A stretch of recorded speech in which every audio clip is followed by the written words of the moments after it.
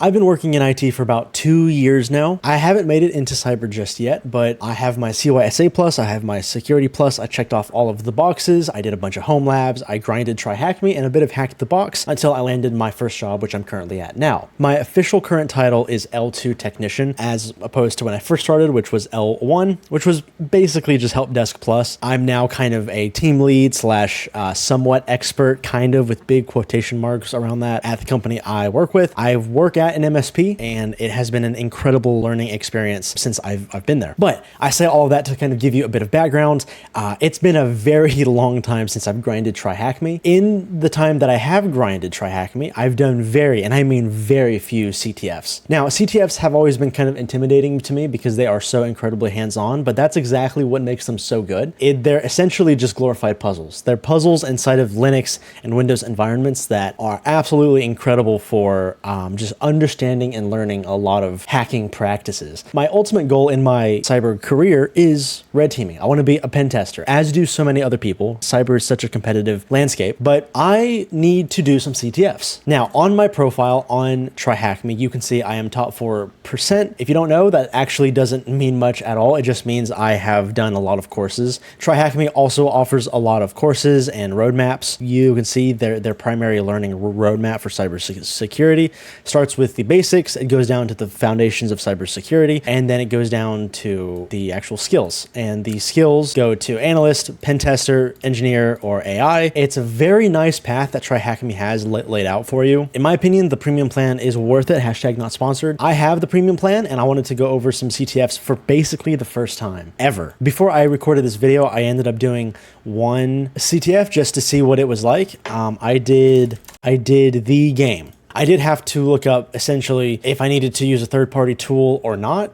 Turns out you really don't have to. You just have to look at the strings via the strings syntax to actually look at a lot of the strings inside of a game's code. Before I move on, I just want to say that there will be spoilers. I'm not going to blur out anything. I'm not going to censor anything. So everything that I say will be flat out, point blank. If you've done them before, great. If you don't want spoilers, I don't recommend watching. What I want to do next is this, Wise Guy. And then I kind of want to go down these 5-minute ones because they're simple. They're easy. I don't know what to expect. I have no idea. A lot of this is going to be new to me. My process here for how I'm about to do these is more so an IT technician's point of view and not so much a cyber expert. I am no expert in literally anything. I'm going to do what I think is the right course of action with what I see in front of me, and that is it. But right now, I'm going to start on Wise Guy.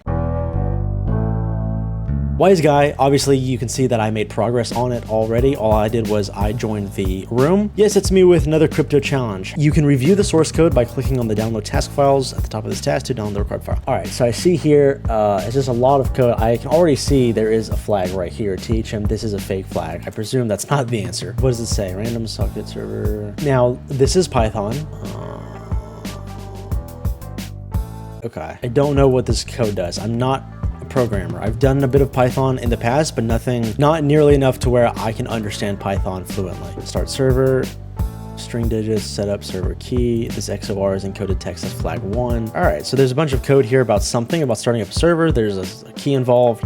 There's some text if the answer equals key. All right, there's something that's going on here, but I'm not going to study it for too long. I just see it, as well as this fake flag. I'm not going to use a VPN for the sake of this video. I'm going to stick within the attack box for this. I don't have a VM that's set up for these yet. I used to. I shut it down. Being in my own environment with my own tools and my own directories that I'm familiar with will be infinitely better than a random one that they spin up for me, but I digress. Once running, Echo will analyze your actions and transform them. Who is Echo? Is it this guy?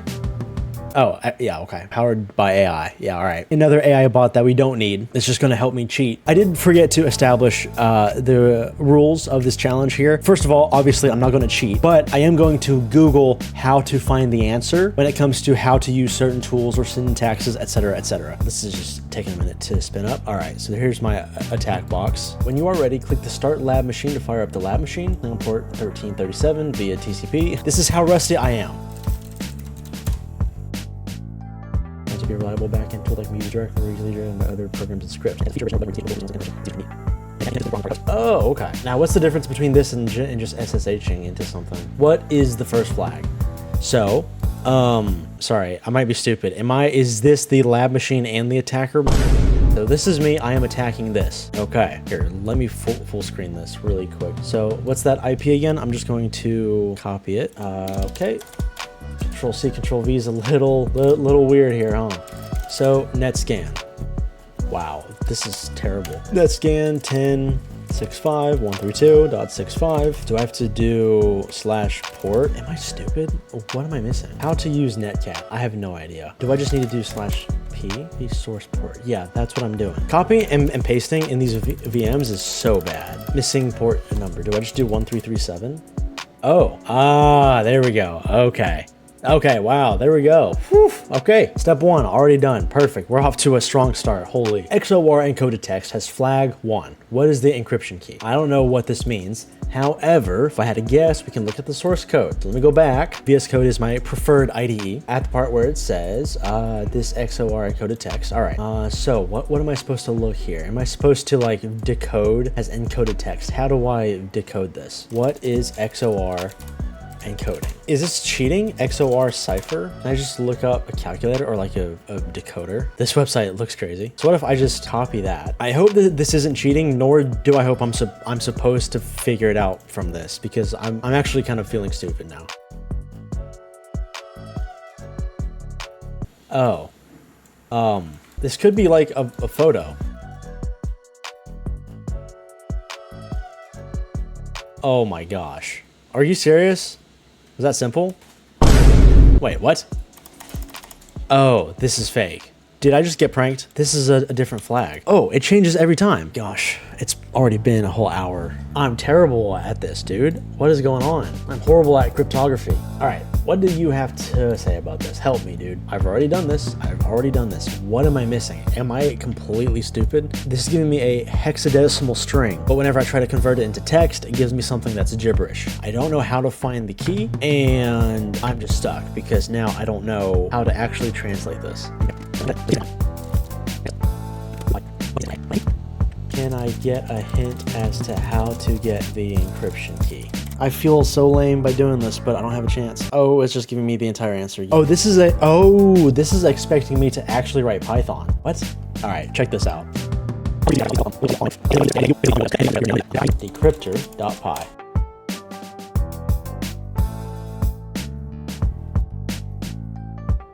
I don't understand. And this is easy? What in the world? Cipher hex.text. I don't have... All right, yes, I cheated. Dude, I'm so sorry. I already broke my rule. This is a horrible start. I broke it. I was not going to figure this out. I am a cryptography noob. I got the flag and I put it in and I cheated on the first flag. I'm not proud of it. Trust me, I'm not. I feel like a loser. Hey, dude, I had spent 2 hours on this and it's a 5-minute CTF. What do you want me to say, dude? Ugh. Complimentary Coke Zero in the meantime while this thing loads.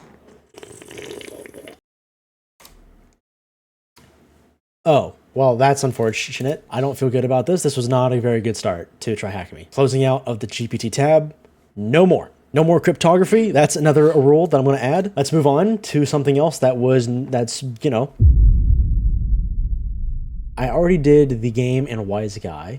Corridor. Can you escape the corridor? Linux. And let me just give this a shot. You have found yourself in a strange corridor. Can you find your way back to where you came? Ooh. In this challenge, you will explore potential IDOR vulnerabilities. Examine URL endpoints you access as you navigate a website and note the hexadecimal values you find. They look awful lot like a hash, don't they? I gotcha. So this just sounds like a very insecure website. What am I expected to kind of look at?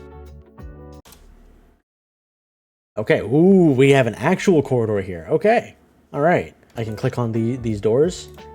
Oh, it's like a point and click adventure. So we do have these little hexadecimal strings here that represent each door. So every door can be moused on. If I go here, I can't scroll down. Very hard to click on. Okay, they're all empty. I don't know what door I need to access. Let me see. Examine the URL endpoints and navigate the website and note the next hexadecimal you find. So let's say I go to here.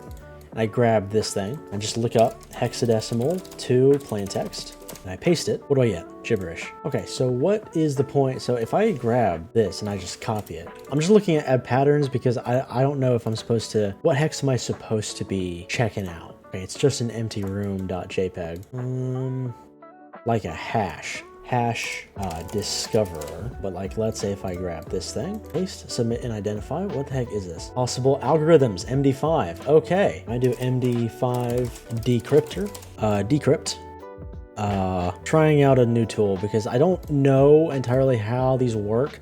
I remember learning about a lot of these encryption methods back when I was studying for Security Plus, but it's been a long time. Whoa, 7. If I go back to corridor, I'll grab another one here. Holy Lagatron. Decrypt. Do your magic. 1. All right, so all of these hashes are just numbers. If I had to guess, if that previous one was 8, how many doors are there? 1, 2, 3, 4, 5, 6, 1, 2, 3, 4, 5, 6, 7, 8, 9, 10, 11, 12, 13. So if I just do 14. No? What? Brother. That's 2. 1, 2, 3, 4, 5, 6, 7. Oh, wait, I can just mouse over them and see them? Oh, wow. That one's 13. Oh, that's 7. So what's this one then? 1, 2, 3, 4, 5, 6, 7, 8. Oh, am I stupid? Yeah, it's 1, 2, 3, 4, 5, 6, 7, 8, 9, 10, 11, 12, 13. And this one's 12, right? Yeah, 12. Door 15 don't work. Door 1337, could I try that? Not found. So it's 1 through 13. What am I missing? There's nothing else on this website. Door 0? Maybe door 0. Ah, ha, ha, ha. Wow, I actually can't believe I thought of 0. That's awesome. Wow, goodness. I actually did that on my own. That was insane. Cheers, man. I'll take that. Door 0, duh. Just think backwards. Think down. I'm gonna do one more. Let's do this one, MD2PDF. We'll do this one as a last one. Last and final lab, here we go. Hello hacker, Top Deer Conversions Ltd is proud to announce its latest and greatest product launch, MD2PDF. This easy to use utility converts markdown files to PDF and is totally secure, right? So that's all we get is MD2PDF. By the way, can I leak these IPs? I don't know if they matter or not. I don't even know if it matters. Sweet, okay, MD2PDF, blah, blah, blah. Convert to PDF. Hey, not bad. It's not secure, obviously. It's HTTP. What can I do here? Can I do admin? Can only be seen internally, localhost 5000. Hey, I found this thing.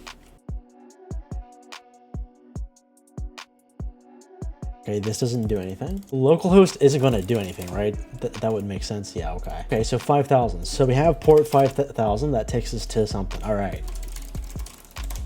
Crap, how to use Nmap? I forgot entirely.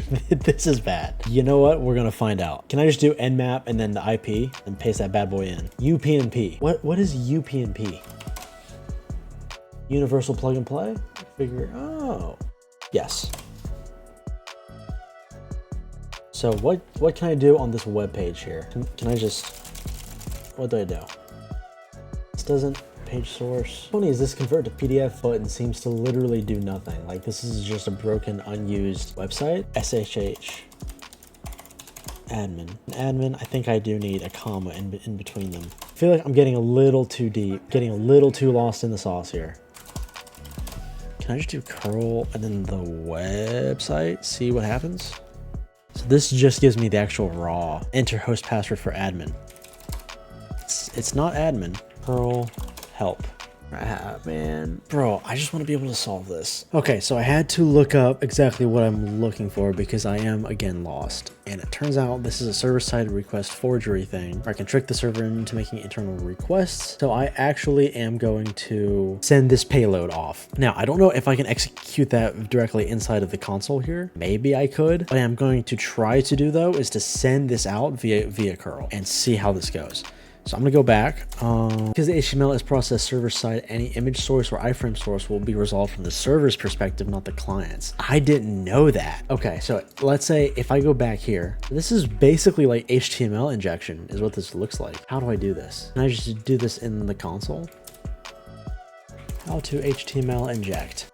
Oh, wait a second. Am I just tripping? What happens if I just paste this into the PDF?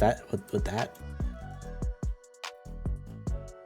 If I just F12, I don't think this is gonna work, but I am in the right spot though. I think I'm on the right track. What if I do HTML injection testing tutorial with example? Here we go.